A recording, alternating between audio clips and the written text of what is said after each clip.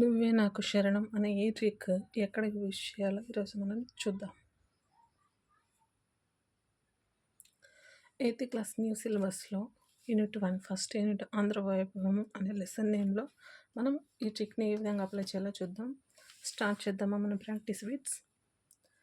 ఆంధ్ర వైభవం గేయం, ఇక్కడ లెసన్ ప్రక్రియ గేయం అని ఇక్కడే వచ్చేస్తుంది. సో రైటర్ నేమ్ వచ్చేసి కొండెపూడి లక్ష్మీనారాయణ. ఈ ప్రక్రియ ఏంటి, ఇంతకు ముందు చెప్పాను కదా గేయం అని వచ్చింది. సో గేయం ఆంధ్ర వైభవం గురించి పాట పాడారని గుర్తుపెట్టుకోండి. ఆంధ్ర వైభవం లెసన్ యొక్క ఇతివృత్తం ఏంటిదంటే, ఆంధ్ర వైభవం అనేది ఆంధ్రప్రదేశ్ రాష్ట్రం యొక్క కీర్తి గురించి చెప్తుంది. ఈయన జిల్లా ఏంటిది, రైటర్ యొక్క జిల్లా నేమ్ వచ్చేసి పశ్చిమ గోదావరి జిల్లా, వెస్ట్ గోదావరి. దేశం అంటే మనుషులే, అంటే దేశం అంటే మనుషులే ఉండేదని చెప్పిన వ్యక్తి ఎవరు, గురజాడ అప్పారావు గారు. సో మనకి గురజాడ అని ఇచ్చారు, షార్ట్కట్లో గుర్తుపెట్టుకోండి. కొదమ సింగము పగిది నురికిన డాష్ బాహు దర్పణము, ఇక్కడ బహు కాదు బాహు అన్నాడు చూడండి. సో ఆన్సర్ ఇందులోనే ఉంది బాహు, ఆన్సర్ కూడా బాతోనే స్టార్ట్ అవుతుంది, దానికి కూడా దీర్ఘం ఉంటుంది. ఆన్సర్ ఏంటిది బాలచంద్రుడు. గాన ప్రధానంగా సాగే సాహితీ ప్రక్రియ అన్నాడు ఇక్కడ.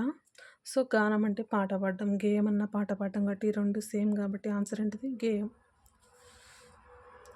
దిక్కు నానార్థాలు అంటే ఏంటిది దిశ శరణం, ఇంతకుముందు ట్రిక్ చెప్పాను కదా స్టార్టింగ్లో. నువ్వే నాకు శరణం, సో నువ్వే నాకు దిక్కు అంటాం కదా, సో శరణం అన్న దిక్కు అన్న ఒకటే. దిశ అన్న కూడా డైరెక్షన్ అన్న కూడా సేమ్ దిక్కు అనే వస్తుంది మీనింగ్. యుగ యుగముల నుండి బంగారు గంగ నిచ్చెడు నది, సో ఎన్నో సంవత్సరాలు ఎన్నో యుగాల నుంచి బంగారు గంగ అంటే నీళ్ళను ఆ విధంగా పోల్చింది. సో ఏ నది నీళ్ళని అంటే గౌతమి నది. కోహినూరు వజ్రాన్ని తన కురులలో ముడుచుకున్న నది అంటే, కోహినూరు కాతో స్టార్ట్ అవుతుంది, మనకు వచ్చే నదిలో కృష్ణ కూడా కాతోనే స్టార్ట్ అవుతుంది కాబట్టి సో ఆన్సర్ వచ్చేసి కృష్ణా నది.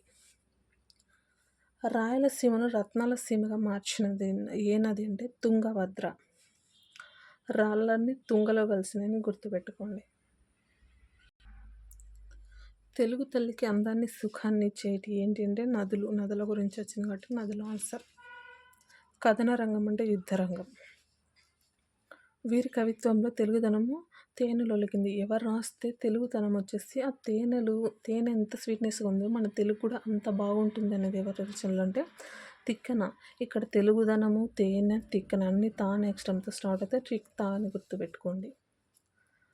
రాళ్ళు కరిగే త్యాగరాని డాష్ మునిగే తెనుగు అంటే రాళ్ళు కరిగే రాగసుధ, రాగం అంటే పాట అనేస్తుంది. సో రాగసుధ, పాటలో రాగాలు ఉంటాయి కదా, స్వరాలు రాగాలు. సో రాళ్ళు రాగసుధ అని గుర్తుపెట్టుకోండి. తెలుగు జాతికి నూతన సంస్కృతి తీర్చిదిద్దింది ఎవరు, కందుకూరి వీరేశలింగం గారు. తెలుగు జాతికి నూతన అన్న ఒకటే, నూతన సంస్కృతి తీర్చిదిద్దింది. తెలుగు భాష ప్రజల భాషగా చేయపోరిన పిడుగు, ఇక్కడ చూడండి పిడుగు గిడుగు అనేది రైమింగ్ వర్డ్స్ లాగా ఉన్నాయి కదా. సో తెలుగు భాషను ప్రజల భాషగా పిడుగుపడింది చేసినప్పుడు, అప్పుడు ఎవరు గొడుగు పట్టుకున్నారు, రామ్మూర్తి అనే వ్యక్తి, గుర్తుపెట్టుకోండి. కాలం అనే పదానికి నానార్థాలు నలుపు సమయం, కాల అంటే బ్లాక్ అని, సో కాలం అంటే సమయం. మోదం అనే పదానికి పర్యాయ పదం వచ్చేసి సంతోషం, అస్సలు సంబంధం లేదు మోదానికి సంతోషానికి, మనం విన్నా కానీ ఆన్సర్ ఏంటి సంతోషం.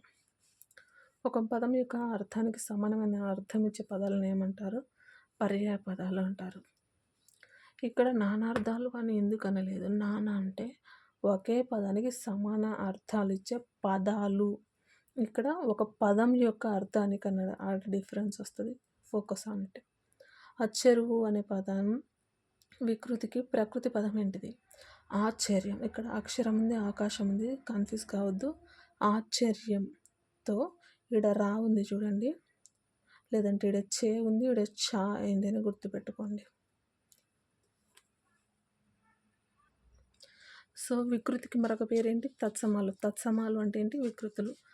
హస్వ అకారానికి అచ్చు పరమతి వచ్చే సంధిని అత్వ సంధి అంటాడు. ఈడ హస్వము అన్నాడు, హ్రస్వ ము అచ్చుపరమైతే గుర్తుపెట్టుకోండి. అచ్చుపరమైతే అత్వసంధి, ఇత్తుపరమైతే ఇత్తుసంధి, సో ఉత్తుపరమైతే ఉత్వసంధి ఊత్ అట్లా. సో పూర్వపదం సంఖ్యావాచకం అంటే ఫస్ట్ పదం ఏమొస్తుంది, నెంబర్స్ వస్తాయి, ఏ నెంబర్ అయినా వస్తుంది. సో సెకండ్ పదం వచ్చేసి దాని పేరు వస్తుంది. ఆ సమాసాన్ని ఏమంటారు, ద్విగు సమాసం అంటారు. ఇక్కడ చూడండి, రాసుకోండి పక్కన రఫ్గా.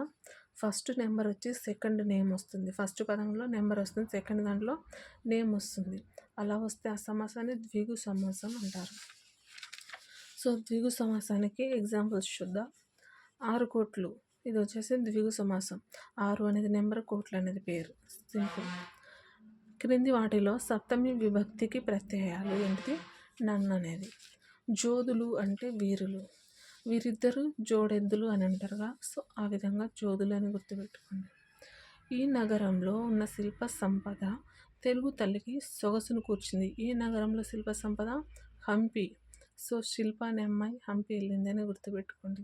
వెళితే అక్కడ ఏముందంట, వీళ్ళిద్దరు కలిసేసరికి ఈ తెలుగు అమ్మాయి ఆ హంపి ప్లేస్ అంతా సో బ్యూటిఫుల్గా ఉందని గుర్తుపెట్టుకోండి.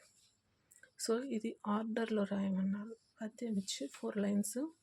ఇక్కడ చూడండి, కందుకూరి, పిడుగు, అప్ప, తార దగ్గర అనే కీవర్డ్స్ గుర్తుపెట్టుకోండి. ఫస్ట్ కందుకూరి వస్తుంది, సెకండ్ వచ్చేసి గిడుగు పిడుగు వస్తుంది. కందుకూరి పిడుగులు పడుతుంటే గొడుగు వేసుకొని అప్పారావు దగ్గరికి పోయిండు. అప్పారావు కాడ పోతే ఆయనకు పట్టపగల చుక్కలు కానొచ్చినాయి, తారాలు కానొచ్చినాయని గుర్తుపెట్టుకోండి. కింది పదాలకు సరైన గేయపాదం. సో ఆర్డర్లో పెట్టమన్నది ఇది కూడా ఒకసారి చూద్దాం. సో సొంపుగా, సొంపు అనేది ఫస్ట్ తీసుకున్నాం, సెకండ్ వచ్చేసి తెలుగు అమ్మాయి. సో సొంపు ఒక తెలుగు అమ్మాయి తీసుకొని హంపీకి వెళ్ళింది. ఆ అమ్మాయి పేరు శిల్ప. ఈ విధంగా గుర్తుపెట్టుకోండి. సొంపు లేదా సోపు తల్లికి హంపి నుండి శిల్ప తెచ్చింది అని గుర్తుపెట్టుకోండి. ఇది ఇంకా ఈజీగా ఉంది ఈ ట్రిక్. సో లెసన్కి సంబంధించిన స్టేట్మెంట్స్ ఇచ్చారు, అందులో కరెక్ట్ స్టేట్మెంట్స్ మనం ఐడెంటిఫై చేయాలి. ఇక్కడ చూడండి, సొంపును వాళ్ళ అమ్మ కోసం హంపి నుండి శిల్ప తీసుకొచ్చింది సోపును. ఇంకొకటి, భరతనాట్యపు భంగిమల్లో పల్లవించును తెలుగు పర్వము. సో పల్లవించను, వికసించడం తెలుగు పర్వం అనేది ఈ 2 స్టేట్మెంట్స్ అనేవి కరెక్ట్, రిమైనింగ్ కాదు. సో ఇవి ఎందుకు కాదు మీరు లెసన్ చదివి తెలుసుకోండి. సో ఇంతటితో 8th class new lesson Andhrabhumi first unit complete అయిపోయింది. సెకండ్ యూనిట్ మాతృభూమి అనే లెసన్తో I will see in the next video. So